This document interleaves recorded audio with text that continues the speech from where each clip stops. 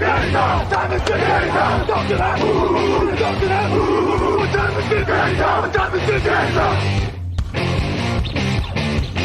gun, Hulk left slot. Dixie left, T left. Mercedes, wide chip, Ricky. Fever left, 75, Katie, Omaha. Quick, go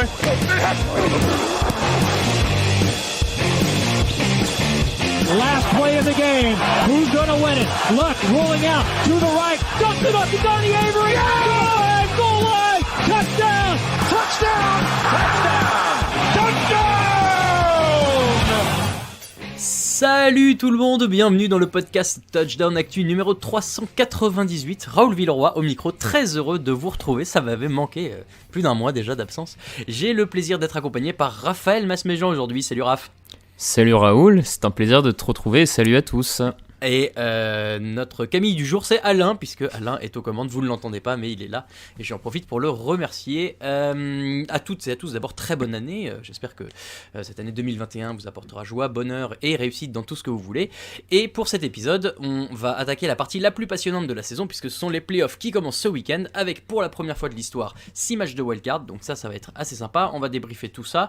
Comme la saison régulière est finie, on va faire le petit prono des trophées individuels avec Raphaël, et on en profitera évidemment pour faire le débrief des pronostics de la saison avant les playoffs. Rien n'est joué, attention, tenez-vous bien, ça va être sympa. Actu, analyse, résultat, toute l'actu de la NFL, c'est sur touchdownactu.com.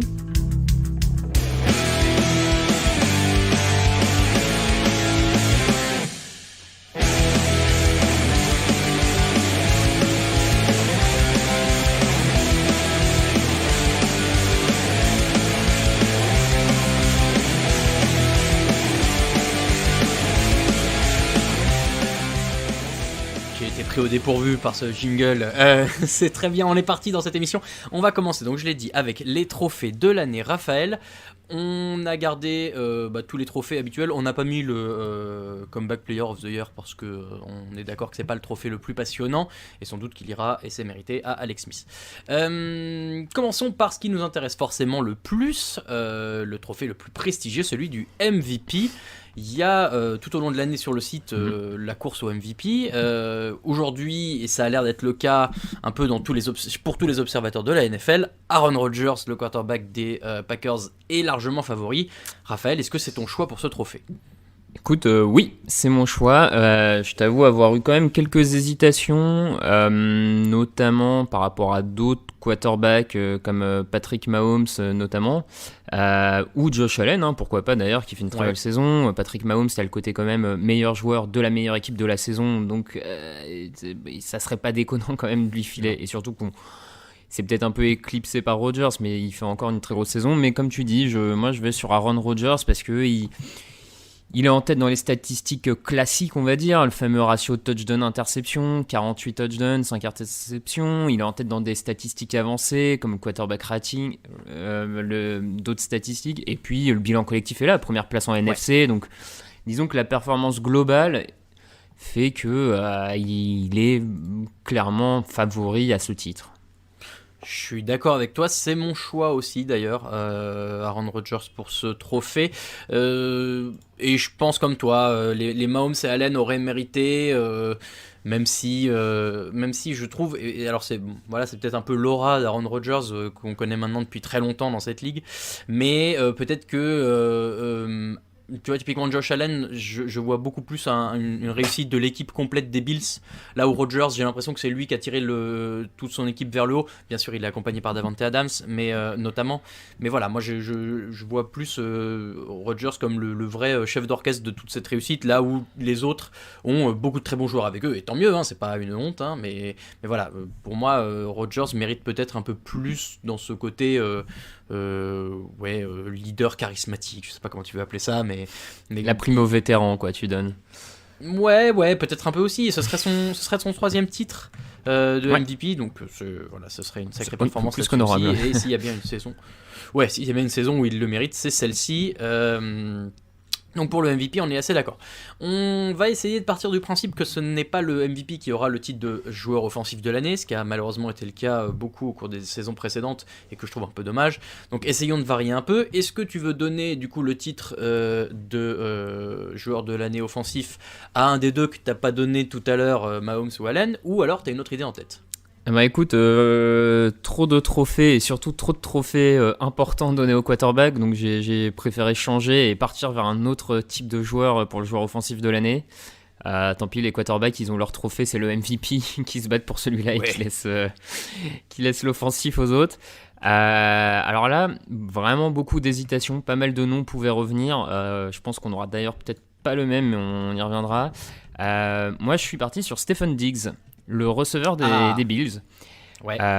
Pourquoi ? J'avais envie un peu de récompenser malgré tout un joueur de Buffalo, parce que Buffalo fait une grosse saison. Je donne pas le MVP à Allen, donc voilà, il y avait un peu ce côté-là, qui est pas forcément un argument très rationnel, hein, j'en conviens, mais de récompenser un joueur de cette équipe. Et qu'à mon sens, Stephen Diggs cette saison est indiscutablement dans les deux meilleurs receveurs de la saison, je dirais, avec Davante Adams. Voilà, c'était un peu mon autre hésitation, c'était Davante Adams ou Stephen Diggs. Je suis allé vers Diggs parce que je donne aussi le MVP à Rodgers, voilà, effet parallèle on va dire, parce qu'il est en tête des réceptions, il est en tête des yards gagnés, il est deuxième à la moyenne de yards par match, et je pense qu'il a été vraiment le facteur X dans la saison de Buffalo, celui qui a aidé Josh Allen à passer un cap. Josh Allen a passé un cap par son niveau de jeu, mais je pense que l'apport de Diggs a vraiment permis à toute l'équipe de jouer encore plus sur les qualités, et notamment le lancer en profondeur de Josh Allen, de lui permettre de lancer encore plus de bombes. Bref, il peut courir tous les tracés. Donc voilà, je pars sur Stephen Diggs en joueur offensif de l'année. Ouais, je suis d'accord avec toi sur l'idée de changer du quarterback. Et du coup, alors j'avais d'autres options. J'avais pensé à Diggs aussi. J'ai pensé à Kamara aussi, pourquoi pas, chez les Saints, même si, bon, comme il a eu quelques absences, ça n'aide pas. Et moi, je récompenserais bien Derrick Henry, le running back des Titans, pour cette saison historique quand même, puisque, on le rappelle, c'est seulement le 8e joueur à dépasser les 2 milliards au sol, qui marque 17 touchdowns quand même, c'est énorme. Et lui, c'est pas une révélation, parce qu'on le sait déjà depuis l'an dernier, mais pour moi, c'est une confirmation, et c'est limite encore plus dur. Donc je récompenserais bien lui sa constance au plus haut niveau, et d'un côté aussi le côté historique du club des 2000, de dire il n'y a pas vraiment de trophée du club des 2000, du coup tu auras le titre de joueur offensif de l'année, c'est pas mal non plus. Voilà, bon, honnêtement Diggs m'irait très bien aussi, et j'avais vu passer un autre Davante Adams pourrait l'avoir Davante Adams, avec son grand nombre de touchdowns à la réception, l'attaque des Packers. Bon, ça serait pas choquant de le voir non plus mentionné sur ce trophée là pour le coup. Non, même si voilà, après évidemment que les gens réfléchissent pas comme ça, mais on pourrait dire Aaron Rodgers il a le MVP, c'est un peu le MVP de Davante Adams aussi. Pas du tout, bien sûr que tout le monde veut sa part du gâteau, et c'est bien normal. Joueur défensif de l'année, je veux commencer. Et alors, il y a, je pense, deux grands favoris qui sont TJ Watt et Aaron Donald. Moi, j'aurais tendance à donner TJ Watt, peut-être parce que les statistiques sont un petit peu meilleures en sa faveur, et que Aaron Donald a relativement eu quelques moins bons matchs, mais les problèmes c'est que les moins bons matchs de Aaron Donald, c'est quand même des matchs exceptionnels pour le reste de la ligue. Donc bon, voilà, TJ Watt, son apport est impressionnant, c'est 15 sacs quand même, je crois que c'est quasiment un par match. Donc voilà, et puis c'est une très forte défense aussi, là où Aaron Donald est peut-être un peu seul, alors ça peut aller dans les deux sens cet argument-là. Qu'est-ce que toi tu choisirais ? Ouais, alors je te rejoins pas sur Aaron Donald est un peu seul, parce que pour moi, pour le coup... vu que mon défenseur de l'année va être Jalen Ramsey, son coéquipier, tu vois, je contredis tout de suite. Ok. Alors, bon, j'avoue, c'est aussi un peu pour être original et sortir un autre nom qui, à mon avis, allait pas forcément sortir beaucoup, même si je l'ai vu revenir dans certains papiers de médias américains. Comme toi, je pense que les deux favoris sont vraiment TJ Watt, leader de la meilleure défense de la saison, tout ça, et Donald, leader de l'autre peut-être meilleure défense de la saison. Mais je pars sur Jalen Ramsey parce que je pense vraiment que cette saison, c'est lui qui a été le plus décisif chez les Rams dans la qualification en play-off de l'équipe. Je pense que ces matchs face aux receveurs de la NFC West, et notamment ces matchs face à DeAndre Hopkins et Metcalf, ont réellement permis aux Rams de gagner 2 matchs, vraiment pour le coup 2 matchs cette saison qui ont été fondamentaux dans la qualification aux playoffs. Faut savoir quand même que Jalen Ramsey cette saison, c'est en moyenne 20 yards accordés aux receveurs par match face à lui. Voilà, C'est peu. le mec a juste éteint à peu près tout ce qui se présentait face à lui cette saison. Alors bon, voilà, les cornerbacks sont rarement récompensés. Il y a eu Gilmore l'an dernier, mais c'est vrai que les defensive linemen, les sacs souvent ont un peu plus de prépondérance dans les votes. Mais voilà, je pense que Jalen Ramsey, sur le niveau affiché cette saison, mérite largement ce titre. Après, je suis loin d'être choqué et je pense que TJ Watt va l'avoir et il fait un très beau défenseur de l'année. Mais moi, si j'avais l'opportunité de voter, je pense que j'irais sur Jalen Ramsey pour le coup. Je dis une bêtise ou c'est déjà lui qui l'a eu l'an dernier ou c'était Nick Bosa ? J'ai un doute. Non, c'était Gilmore l'an dernier. Ah non, c'était Gilmore, oui. Bon, donc rien à voir. Je pensais il pouvait l'avoir 2 fois de suite. Il y a un autre nom qu'on n'a pas cité, mais qui revient de temps en temps et qui me choquerait pas forcément non plus. Mais DeForest Buckner du côté des Colts, pourquoi pas. Moi, je l'ai vu un peu revenir. J'ai pas pensé tout de suite. Mais en fait, bon, c'est vrai que comme toi, dans plusieurs papiers de médias internationaux, je le voyais revenir. Et, bon, il peut prétendre. Disons que la défense des Colts pourrait mériter d'avoir un joueur récompensé aussi. Pourquoi pas lui ? Voilà. On l'a mentionné. Coach de l'année. Alors, coach de l'année, tiens, commence toi. Qui as-tu choisi ? Eh ben écoute, pareil, beaucoup de candidats crédibles pour ce titre, mais je vais aller vers Kevin Stefanski, le coach de Cleveland. Alors certes, le calendrier de Cleveland n'était peut-être pas le plus difficile de la ligue, tout n'a pas été parfait cette saison côté Cleveland, il y a eu des mauvais matchs, mais bon, pour sa première saison en tant que head coach, il ramène Cleveland en playoff après 18 ans d'absence. Je trouve la symbolique et la force de l'histoire un peu trop importante sur ce coup pour être juste effacé comme ça et lui dire juste bravo. Je trouve que ça mérite, à mon sens, ça peut vraiment mériter le titre de coach de l'année pour le coup, quoi. Oui, je te rejoins. Il faisait partie de ma shortlist dans laquelle j'avais aussi.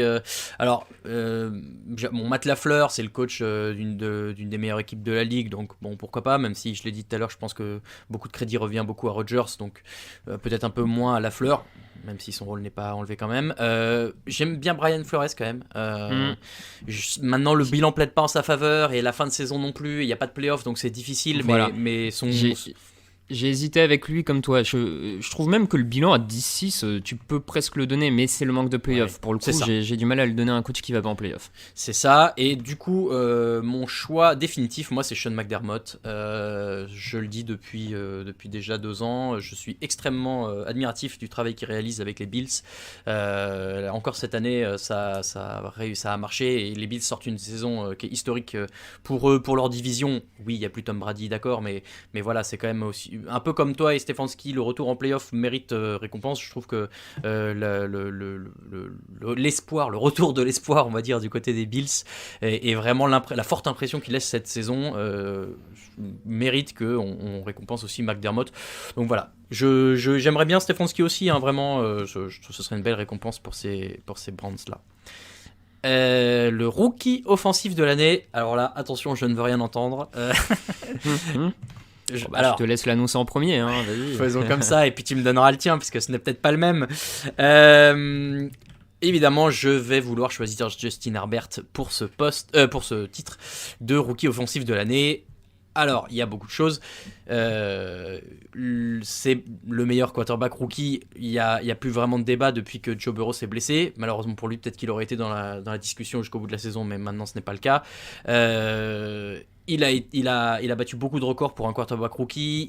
Il a amené son équipe qui était, et j'en sais quelque chose, loin du compte, un sérieux candidat pour les futures années. Et même cette année, quand tu regardes, en fait, il y a très peu ça s'est joué à très peu de choses sur plein de matchs. Il y a des matchs qui vont en prolongation face à des grosses équipes. Il y a des matchs qui se jouent à 3 points, à 1 point, enfin à plein de choses. Et oui, ils finissent en 7-9, mais est-ce que c'était la meilleure équipe en 7-9 de la ligue? Peut-être. Quel vieux débat. Voilà, donc moi, évidemment, Justin Herbert, je pense qu'il le mérite. il y a un autre joueur, et peut-être c'est ton choix, Justin Jefferson, le receveur des Vikings, qui pourrait l'avoir également. Que choisis-tu, Raphaël ? Écoute, je te rejoins. Pareil, Jefferson, comme tu le dis, le jeune receveur des Vikings pourrait être mentionné, et on le mentionne, mais forcément, l'impression globale laissée par Herbert en tant que rookie était trop forte cette saison pour passer à côté. Comme tu dis, il y a ses records battus. Même si les plus critiques pourraient dire que les records sont battus parce qu'on est aussi une ligue de plus en plus tournée vers la passe, c'est la saison où il y a eu le plus de yards lancés à la passe, donc peut-être. Mécaniquement, peut-être que ça aide aussi à ce niveau-là, mais malgré tout, moi, c'est plus vraiment cette notion un peu subjective, mais d'impression où on a eu le sentiment que c'était déjà le patron de son équipe, le patron de son attaque. Ça faisait 2 ans peut-être qu'on n'avait pas vu un quarterback rookie démarrer aussi fort.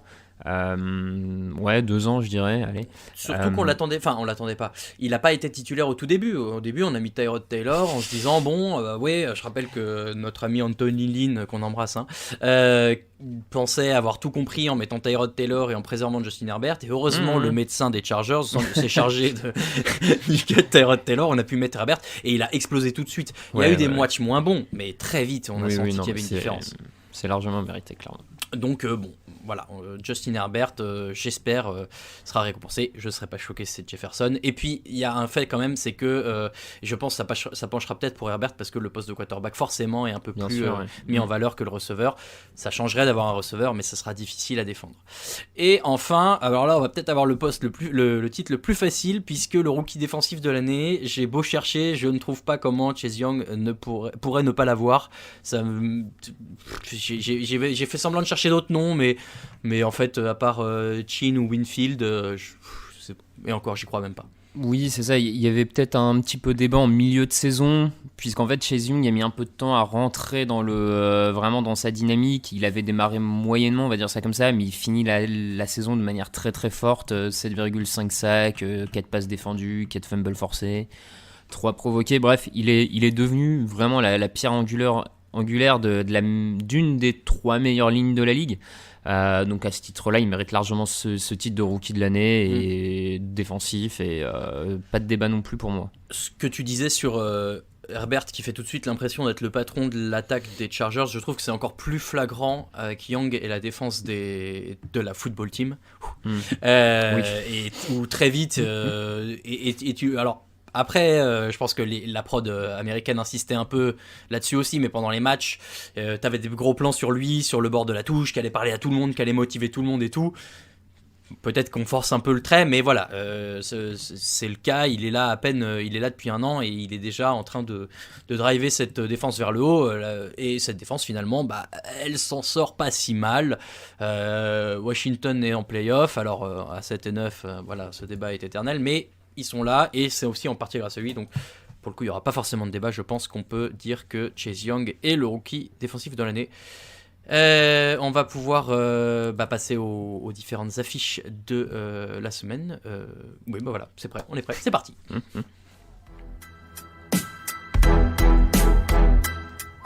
Playoffs? Don't talk about playoffs. You kidding me? Playoffs? I just hope we can win a game.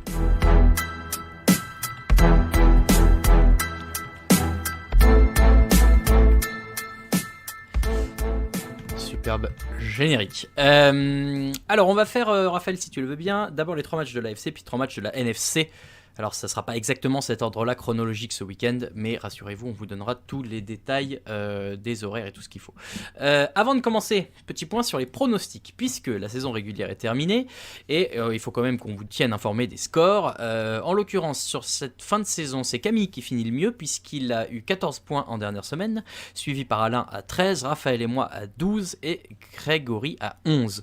Ce qui donne au total Alain à 179 points, on a regardé, mais c'est peut-être pas loin d'être un record pour la rédaction.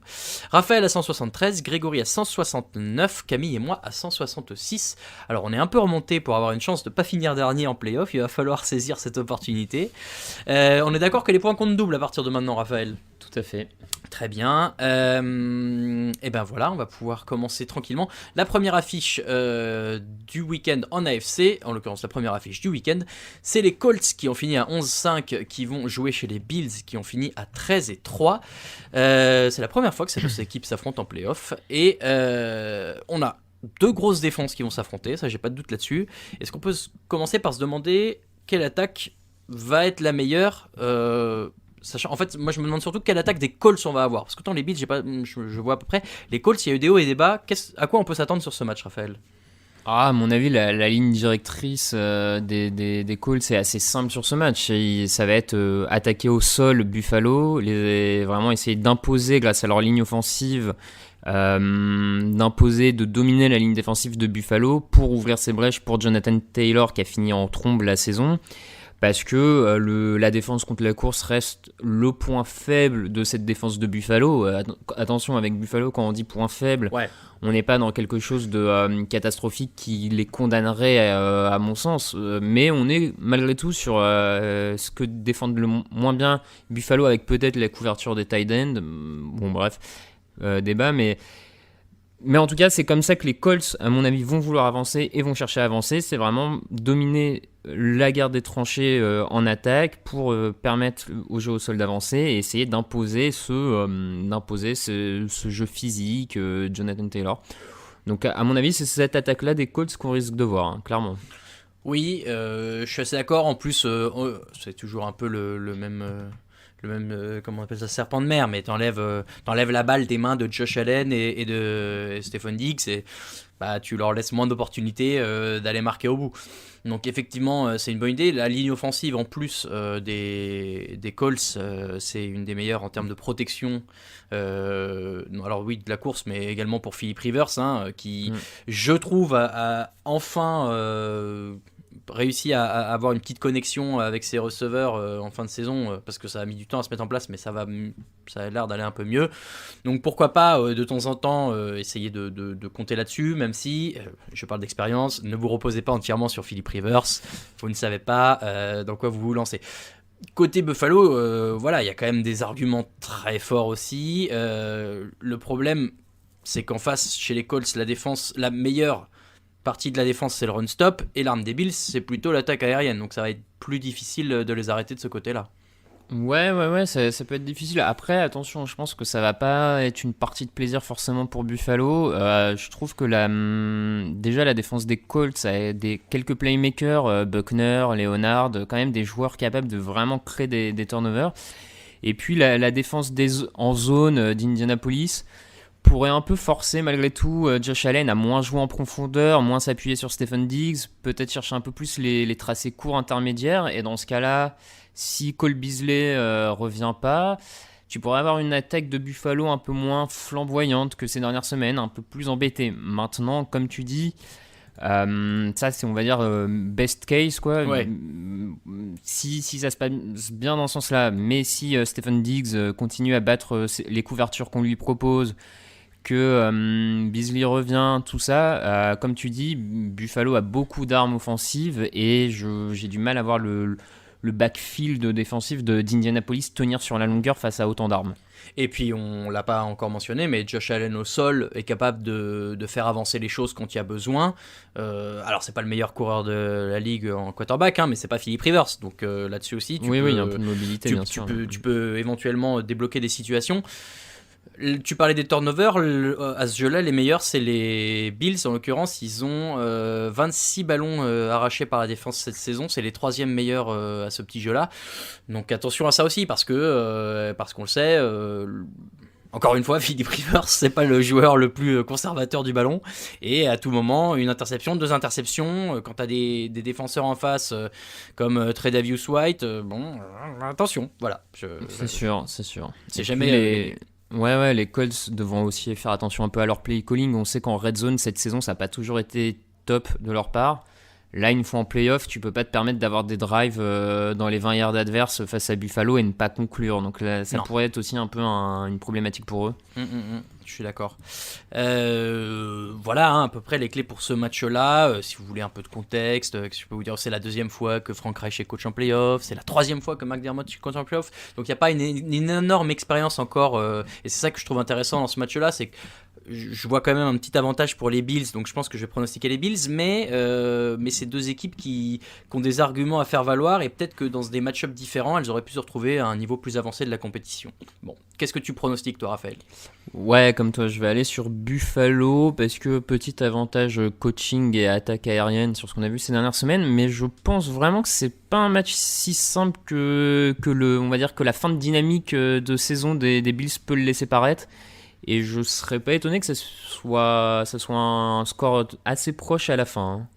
Ouais, bah écoute, tant mieux, hein. Moi j'espère qu'on n'aura pas des grosses... peut-être à part le match de Tampa, on n'aura pas une grosse explosion sur les matchs de ce week-end. Donc, bon, Bills pour nous deux, mais attention quand même. Deuxième match en AFC, c'est le match des Baltimore Ravens qui ont fini à 11-5 chez les Titans à 11-5 dimanche à 19h05. C'est évidemment la revanche de la saison précédente. Du coup, question évidente, Raphaël, qu'est-ce qui a changé par rapport à l'année dernière et qui peut faire la différence sur ce match ? Alors, ce qui a changé le plus flagrant, moi je dirais, c'est quand même la défense de Tennessee. La défense de Tennessee l'an dernier était assez costaud, arrivait à créer des turnovers, et ça s'était vu en play-off, où de mémoire, sur leurs 2 premiers matchs de play-off, ils prennent moins de 25 points, quelque chose comme ça, enfin, face aux Patriots et aux Ravens. Donc vraiment, tu avais une équipe qui avait été capable de bloquer l'adversaire. Cette saison, on n'a pas vu un seul bon... Non, sans dire grand, mais même bon, j'ai pas en tête un seul bon match défensif des Titans. En tout cas, un vraiment où tu dis, ok, t'as une défense dominatrice qui est capable d'arrêter l'adversaire complètement, tout ça. On l'a pas vu cette saison. Donc pour moi, c'est vraiment la plus grosse différence avec l'an dernier côté Tennessee. Et même pour les deux équipes, parce que Baltimore, je trouve, ressemble à peu de choses près à ce à quoi il ressemblait l'an dernier. Je suis en train de regarder. Les deux matchs où ils ont pris le moins de points cette année, les Titans, c'est 10 points face aux Jaguars et 17 points face aux Bears. Donc on peut pas forcément dire que ce sont les plus grosses attaques de la NFL. Voilà. Donc effectivement, il va falloir surveiller ça. Maintenant, alors, cette équipe des Ravens, j'ai un peu du mal à l'appréhender dans la mesure où elle finit à 11-5. Mais toutes les semaines, j'avais l'impression qu'on était un peu... pas déçu, mais on restait un peu sur notre faim, quoi, que c'était un peu laborieux, alors je pense plutôt en attaque, mais même si Lamar Jackson continue de briller au sol, on est obligé de le signaler, il lui manque quand même un peu l'appui aérien dont pourrait avoir besoin son équipe, et surtout maintenant qu'ils vont arriver en play-off où les adversités vont se resserrer. Et du coup, je sais pas trop quoi penser de cette équipe des Ravens. Est-ce qu'elle est très dangereuse? Parce qu'il y a une expérience quand même là pour le coup des playoffs, ils les connaissent, hein. John Harbaugh, c'est sa 9e saison. Est-ce qu'il peut réussir à tirer quelque chose de cette équipe-là? Oui, tirer quelque chose, bien sûr. Après, comme tu dis, moi j'ai un peu le même feeling sur les Ravens que toi, dans le sens où t'as une saison qui a été décevante, même s'ils se reprennent bien sur le dernier mois, et on sait à quel point des fois la dynamique du dernier mois est importante en NFL. Ces derniers réglages dans la ligne droite, on sait que ça peut faire la différence. Après, voilà, ça va être à nouveau, si Baltimore n'arrive pas à imposer son jeu au sol, c'est pas dit qu'il n'y arrive pas, hein, attention, mais si jamais il n'y arrive pas, comment ils vont chercher ce match au niveau aérien, parce que Lamar Jackson n'a pas tellement progressé dans ce domaine-là. Je trouve qu'il reste assez esselé globalement. Marquise Brown en receveur numéro 1 fait pas forcément l'affaire. En dehors d'Andrews en tight end, après c'est un peu léger. T'as une ligne offensive un peu moins bonne en pass protection que l'an dernier. Bon voilà, pour eux, encore une fois, ça va être la capacité à montrer en attaque autre chose, surtout si le jeu au sol vient à être limité. Alors je pense pas qu'il sera bloqué totalement, il court tellement bien que c'est difficile de totalement le bloquer, mais s'il est limité, il va falloir aller chercher de l'autre côté, parce qu'on n'en a pas parlé encore, mais il va falloir aller chercher des points, parce que l'attaque des Titans met des points, elle, cette saison. Elle est capable de mettre 30-40 points sans aucune difficulté. Donc voilà.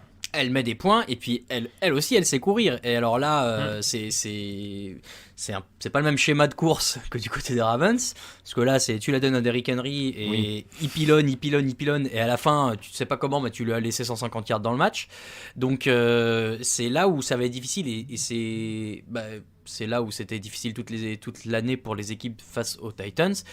dans quelle mesure tu arrives à le contenir, et même si tu le contiens, est-ce que ça veut pas dire que derrière tu vas prendre des gros jeux aériens parce que Tannehill en est capable et parce que il a des cibles, AJ Brown, Corey Davis, Jonnu Smith au poste de tight end.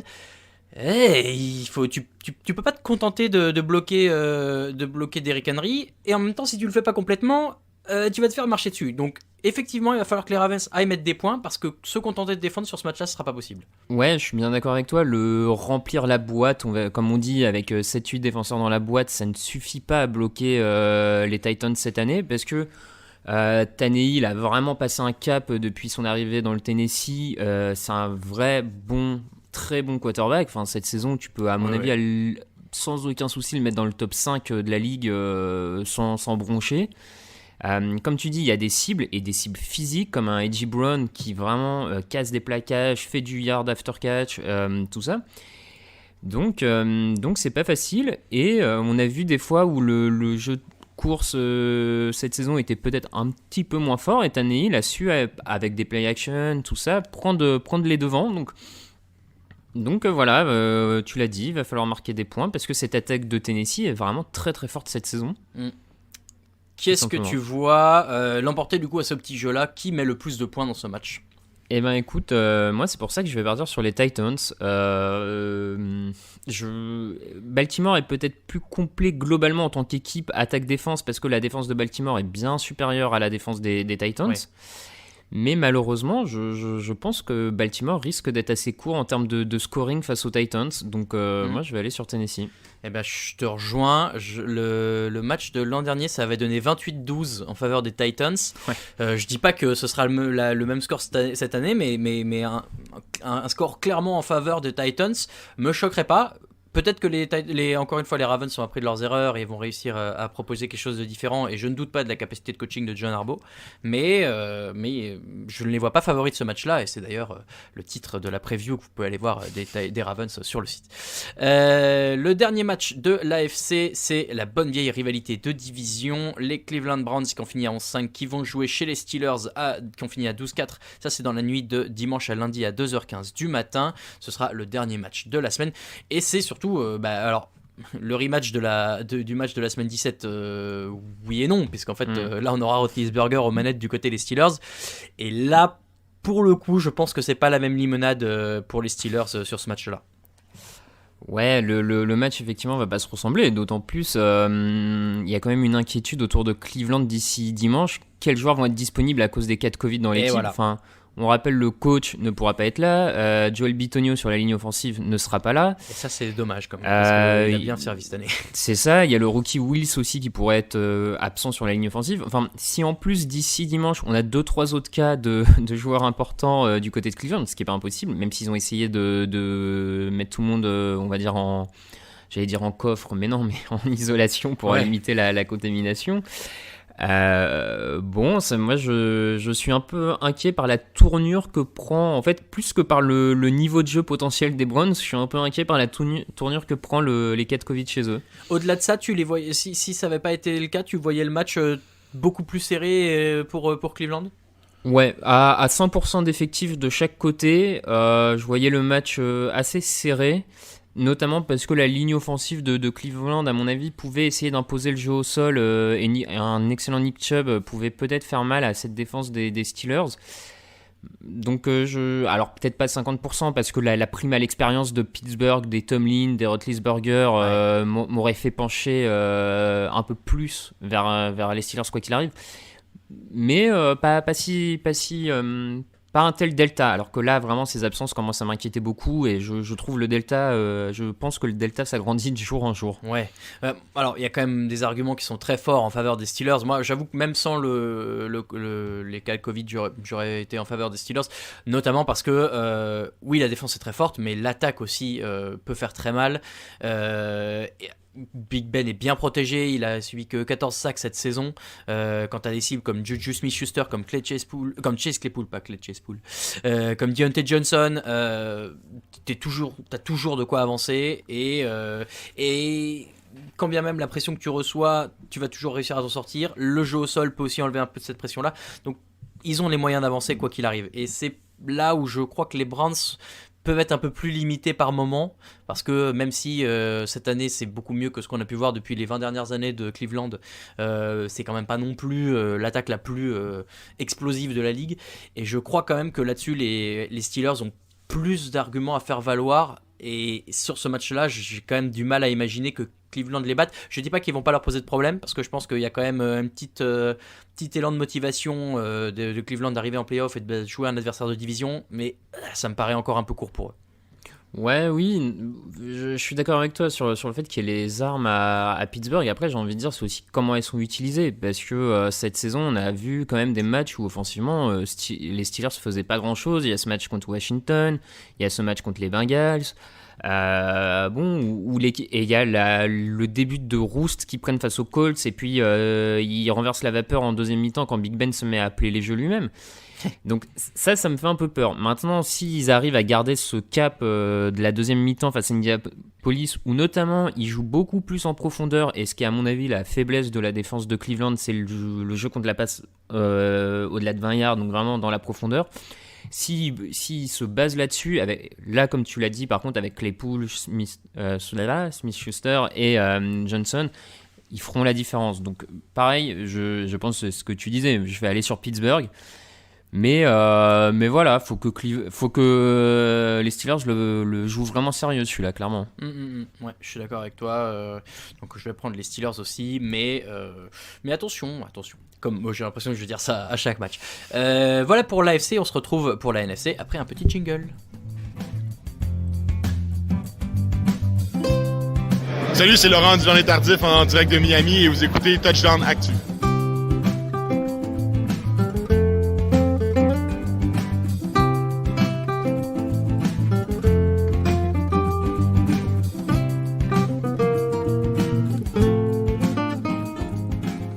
Ah là là, c'était il y a presque un an déjà.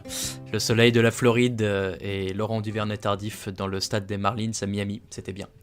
Mais rien à voir puisque Laurent Duvernay-Tardif n'a pas joué cette saison et qu'on part en NFC. Donc rien à voir avec les Chiefs non plus. Puisque on va parler du premier match de cette conférence NFC qui aura lieu samedi à 22h40. Peut-être le match le plus serré des trois d'ailleurs, entre les Rams qui ont fini à 10-6 et les Seahawks qui ont fini à 12-4. Les Seahawks, Raphaël, est-ce que c'est moi ou c'est un peu comme les Ravens mais côté NFC, à savoir que oui, ils ont un très bon bilan, mais toute la saison on avait un peu peur que ça ne le fasse pas. Finalement ça le fait, on ne sait pas trop où se situer avec Seattle.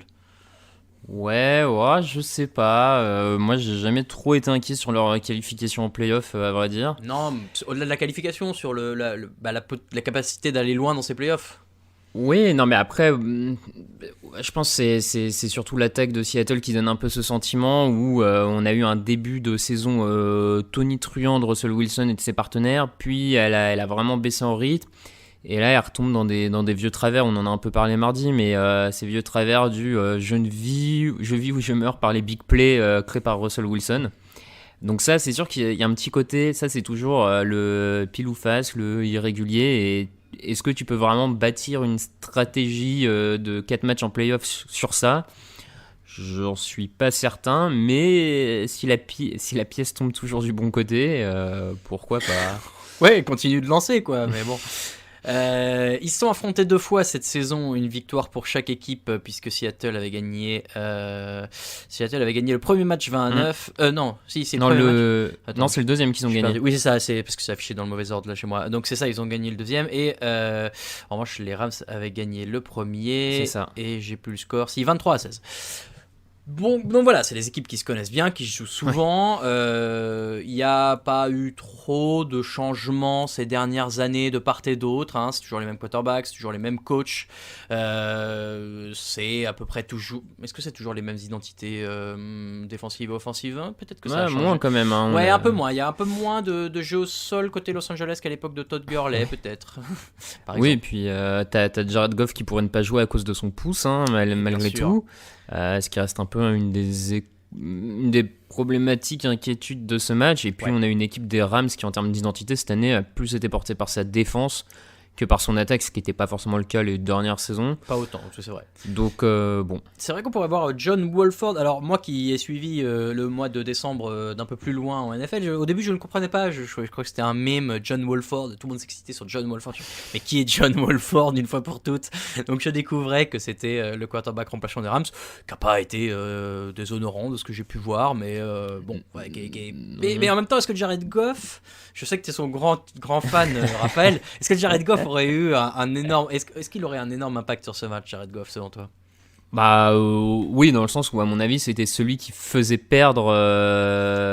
C'était non mais disons qu'il aurait eu un énorme impact dans le sens que s'il nous fait ces petites bêtises habituelles, il faisait perdre clairement Los Angeles.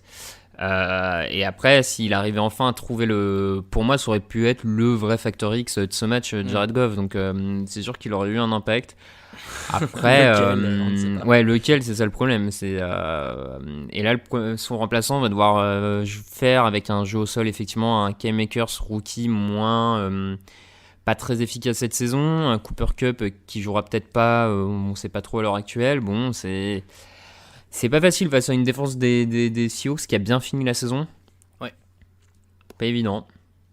Ouais, alors donc voilà, effectivement, John Wolford ne fera peut-être pas perdre le match comme Jared Goff pourrait le faire, mais enfin, j'ai quand même l'impression qu'il a moins de capacité de le faire gagner aussi.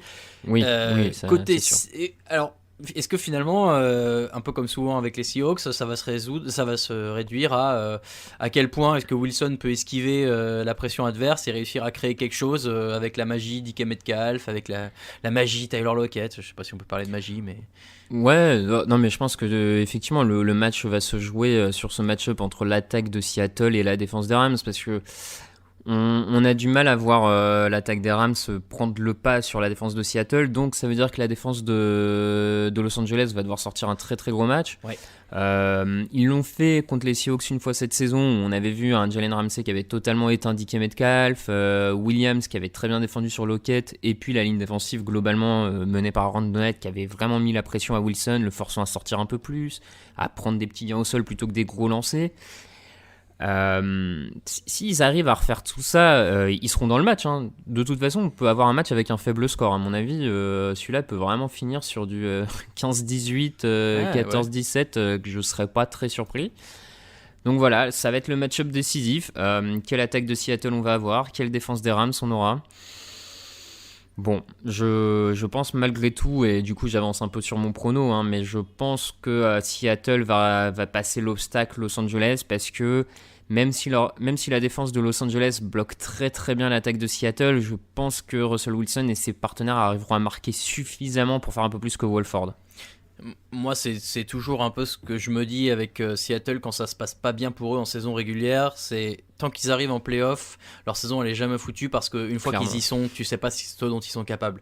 Et déjà la fois d'avant, quand ils s'étaient qualifiés avec ce bilan négatif, ils avaient réussi à faire un run sympa. Et à chaque fois qu'ils y sont, tu veux pas les jouer chez eux, parce que même si là il y a pas de public, c'est quand même pas le climat le plus agréable des États-Unis. Puis ils ont Washington au mois de janvier, donc bon.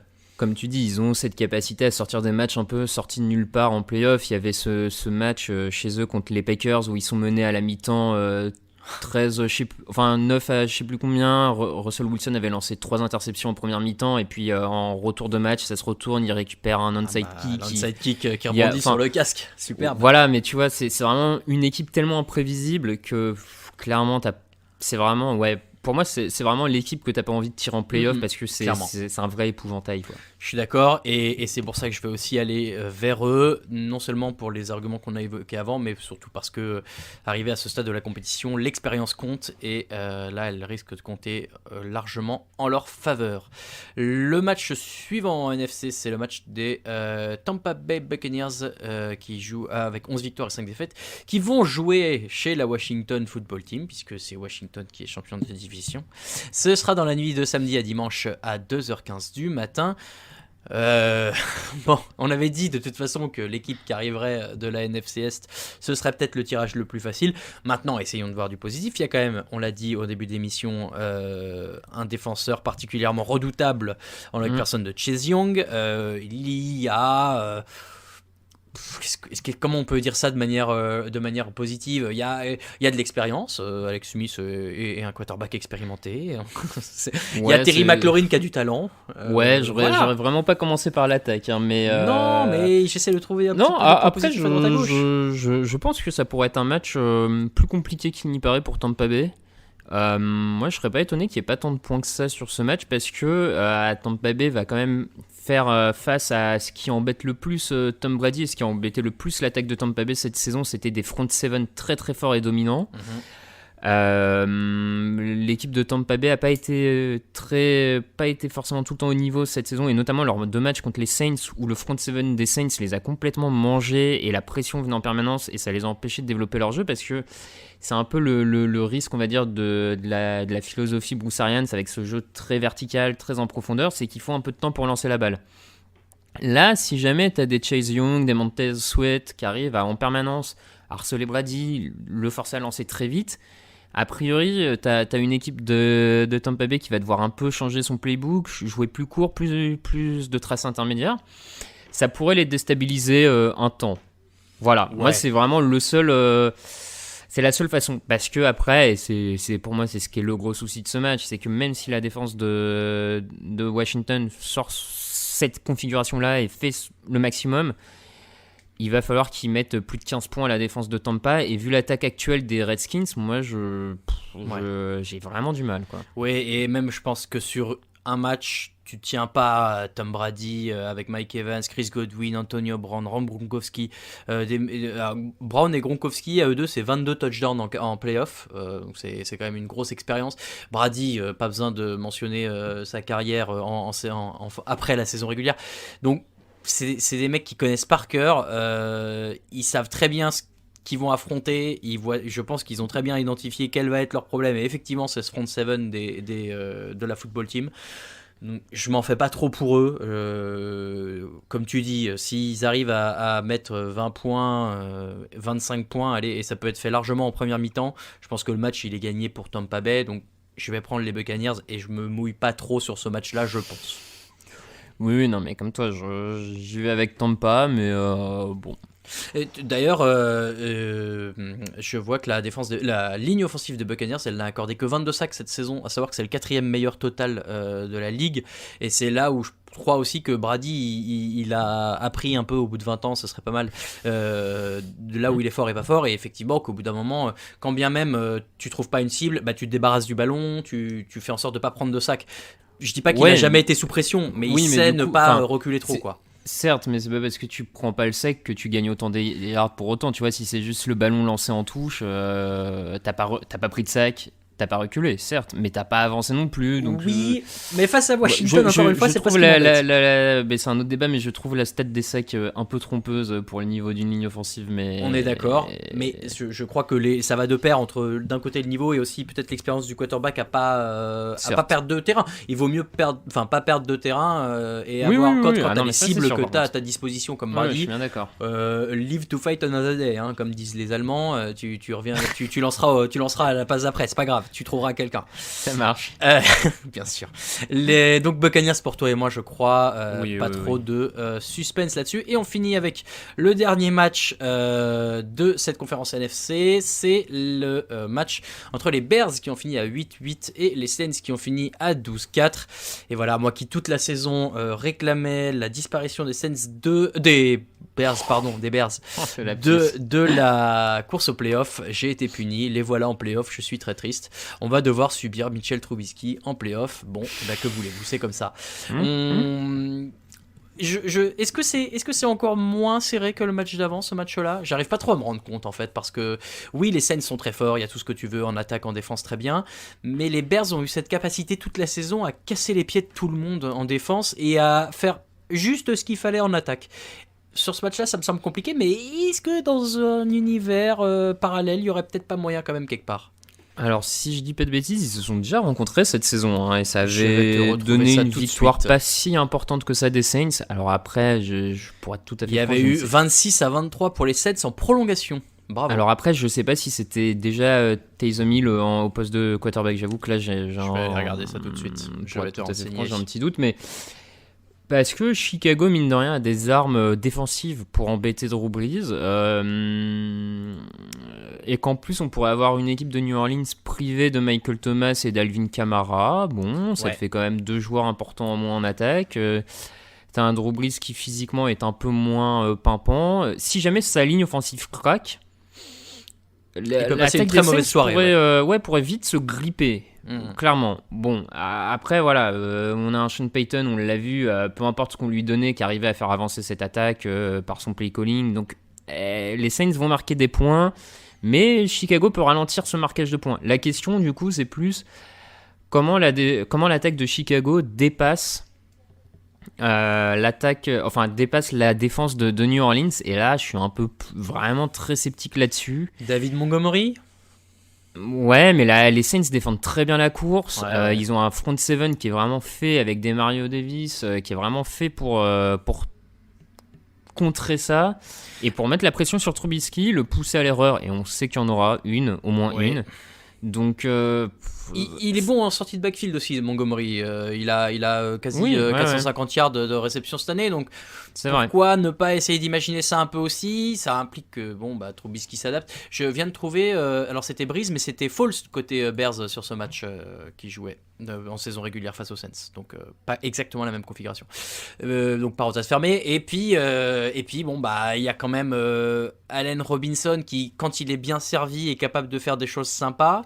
Oui. Mais c'est un peu seul, tu vois. Robinson, dans les airs, il est un peu tout seul. Il suffit qu'on soit dans le soir où Marshon Lattimore est vraiment concentré dans son match, qui joue bien face à Robinson, derrière, c'est un peu compliqué. Donc voilà, autant je pense que les Chicago pourraient surprendre défensivement les Saints, autant on est un peu dans le même contexte que le match juste d'avant. J'ai du mal à voir cette attaque dépasser le favori, donc moi je vais aller sur New Orleans, qui me semble plus complet des deux côtés du ballon, tout simplement. Oui, de toute façon on va pas faire injure à Drew Brees en disant que sur ce match-là le meilleur quarterback est à Chicago, faut pas exagérer. Attends, j'ai pas compris ce que non mais tu sais, en saison régulière, de manière générale, quand on est un peu hésitant sur un match, on se dit toujours on va prendre le meilleur quarterback. Là, il n'y a pas vraiment de photo sur qui est le meilleur quarterback. Ce serait je sais pas, innommable de dire que on est d'accord, c'est meilleur. Oui, bien sûr. Bien sûr. Oui, non, mais je sais pas, la façon dont tu as tourné ta phrase, ça m'a fait douter. Alors, pardon, non. Sur ce que Drew Brees est 1000 fois supérieur, 10 000 fois supérieur à Mitchell Trubisky. Ouais, parce que là, j'ai eu peur. Je me disais, on allait passer une sale soirée. Aucun doute possible. Même si, évidemment, n'en déplaise aux fans des Saints, Drew Brees n'est plus au summum de sa forme et montre des signes, c'est sûr, de vieillissement, même si ça reste un des meilleurs quarterbacks de l'histoire et de la ligue aujourd'hui. Ça c'est fait. Je vais prendre les Saints donc, mais pour moi, ils passent ce tour-là vraiment parce que les Bears en face c'est faible et que c'est trop juste. Je vois mal. Je dis pas que ce sera pas le cas, mais je vois mal New Orleans aller trop loin dans ses playoffs parce que effectivement il y a des trucs qui sont un peu compliqués. Sauf effectivement si il te manque Kamara et Thomas et qu'ils reviennent au match d'après, alors peut-être. Mais bon, il va falloir se remettre dans le bain. Saints pour nous deux du coup, Raphaël. Voilà qui conclut donc les tours d'horizon des matchs de cette semaine. Avant de te laisser repartir, on fait toujours évidemment les brackets au début des playoffs et tout. On va pas faire le bracket complet parce que c'est un peu long et puis ça risque de changer chaque semaine. Donc voilà, mais ton affiche des playoffs du Super Bowl, qu'est-ce que tu vois aller au bout, Raphaël ? Eh ben écoute, moi je vois en représentant de l'AFC nos champions titres que sont les Kansas City Chiefs, prime à mon avis à l'explosivité de leur attaque et à Patrick Mahomes, clairement. Enfin, toute la saison on a assez cassé les pieds à tous les auditeurs avec Alain, je pense, pour dire que les Chiefs étaient assez faciles pour me débiner et ne pas les jouer au Super Bowl, clairement. Et puis en face, je l'ai dit, moi j'ai une bonne vibe sur les Seahawks. Donc je vais jouer Russell Wilson en retour de fin de saison. Ça c'est beau. Avec un Super Bowl qui pourrait s'annoncer hyper excitant. Le Chiefs Seahawks en termes de big play, je pense qu'on pourrait se régaler comme pas permis. Donc voilà, moi je Chiefs Seahawks en Super Bowl. Eh bah tu me vends du rêve, hein, parce que j'avoue que moi je mets pas ça, mais Chiefs Seahawks, je signe, il n'y a pas de problème.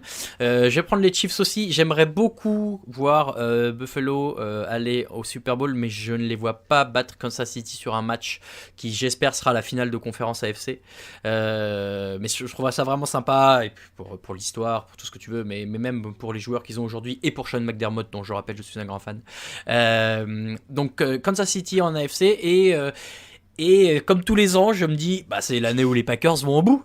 Donc, je vais mettre les Packers, mais j'espère que comme tous les ans, je ne serai pas déçu, parce que je sais pas pourquoi, depuis que je regarde la NFL, j'ai l'impression que là, les Packers, ils sont trop forts, évidemment qu'ils vont au Super Bowl.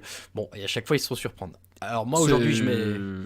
Ça ferait une belle finale. Hein, aussi, Chiefs Packers, aujourd'hui, je la prends. C'est les deux numéro 1 de chaque division, de chaque conférence. Donc voilà, Chiefs Packers, ça peut être rigolo. On verra. Globalement, à part 2-3 équipes, mais qui je pense n'y arriveront pas, toutes les affiches m'iraient avec les équipes présentes aujourd'hui. Hein. Il y a pas grand chose à acheter, voilà, sauf les Bears bien sûr.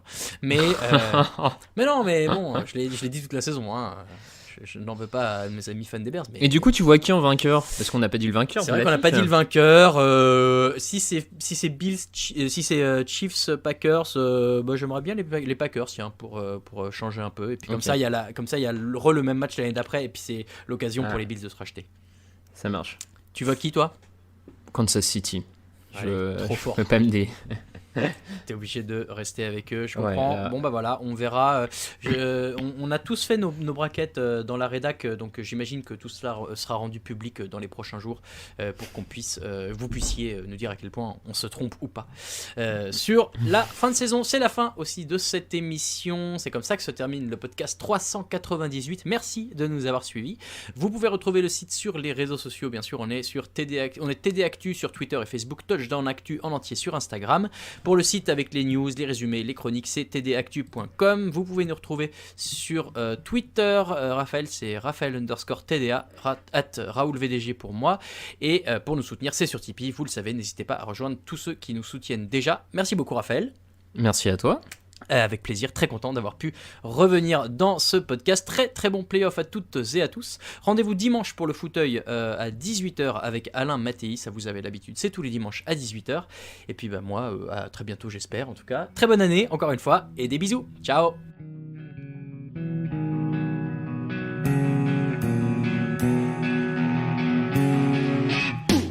meilleures analyses, fromage et jeux de mots, tout sur le foutu est en TDAQ. Le mardi, le jeudi, tailgate au risotto, les meilleures recettes en TDAQ. Fumble pour JJ Watt, Bismuth pour Marshall Lynch, Rocas Global Beckham, Tom Brady quarterback, calé sur le fauteuil, option Madame Irma, à la fin on compte les points et on